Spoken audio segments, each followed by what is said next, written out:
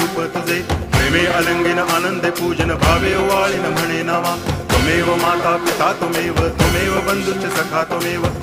विद्या तरुणं त्वमेव सर्वं मम देव कायेन वाचा मनसेन्द्रियैर्वा बुद्ध्यात्मना वा प्रकृति स्वभावात् करोमि यद्यत् सकलं परस्मै नारायणायति समर्पयामि अच्युतं केशवं रामनारायणं कृष्णदामोदरं वासुदेवं हरि श्रीधरं माधवं गोपिकावल्लभं जानकीनायकं रामचन्द्रं भजे हरे राम राम